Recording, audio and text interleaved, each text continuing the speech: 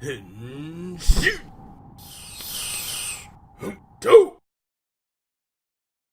guys, welcome back to this episode of the Go Mango Tokukast. I'm your host, Frozen Stratos, and today we're going to be reviewing episode 2 of Power Rangers Super Ninja Steel. That wasn't half bad. I actually really enjoyed the character moments this episode. We quickly jumped back into filler, but last episode it did feel like a hard reset just so that we could get back into the status quo. I don't know that we're really gonna shake things up anytime soon, but this was really nice. There were a few weird editing moments and a few things that could have been explained away with a couple of lines. Why weren't blue, white, and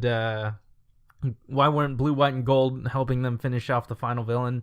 Could have just said they were finishing off Basherbots, but it's not bad. They put in a lot of lines that I didn't think they would. They explained things that I didn't think they would. I don't know what the general populace thinks about the inclusion of the Super Ninja Steel modes in the Megazord, but I thought it was not necessarily appropriate, but I thought it was a good explanation of why. I mean, is it bad that I'm just happy that we got something? It's not. It's coming, right? And they're going to, make it happen whether you like it or not. And as long as they give somewhat of a reason to it, just a hint of a reason, that's fine. And I thought it was a fine explanation. It wasn't, it didn't just happen. I was expecting that. I was expecting it to just suddenly happen and they'd be way okay with it, but they had a bit of a conversation about it. So that was cool. And then the through line of Kaylee and Kaylee and Calvin. That was, I mean, for all its writing faults, the acting was there. I felt it between the two of them.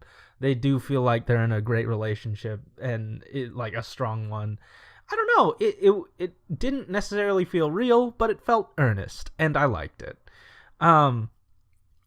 Overall, there wasn't much to report in this episode. Oh, outside of Victor and Monty, they didn't do as bad as I thought they would this episode. They certainly toned them down, but when they were used, it was appropriate. They weren't there just as comic relief, but their comic relief helped serve the villain, and not necessarily as an end game sort of thing, but as a filler plot sort of situation. And they just happened to incidentally be a part of it, and not the crux of the issue. And that is good use of Victor and Monty. I feel like this is the best that we've seen of them in the show so far. In Super Ninja Steel and Ninja Steel. Outside of that, it was mostly just run of the mill. I liked it. And the interactions between Calvin and I'm gonna get flack for forgetting his name, but Blue, one of the Sudarso brothers. I know that name. Though that felt pretty good. Again, not necessarily real, but earnest. The interactions they had are really getting held back by the basic writing. The only thing keeping it together is the acting, and I guess again the earnestness that the actors I sort of have for each other, the friendship they share, and that translates on the screen very well. And again, mainly the fault of the writing. If the scene didn't work, I feel like it would be because of the writing, not the acting. The acting was good. I wouldn't say it was strong. Well, it was fine. It was good. I liked it. Anyways, again, not much to report on. I liked this episode. It was just, it was potato chips. It was potato chip media, and I enjoyed myself. It was fine. Anyways, guys, that just about does it. Hey, don't forget, episode 3 of Shoto Showdown comes up tomorrow, and we will be announcing something big in that episode, so stay tuned.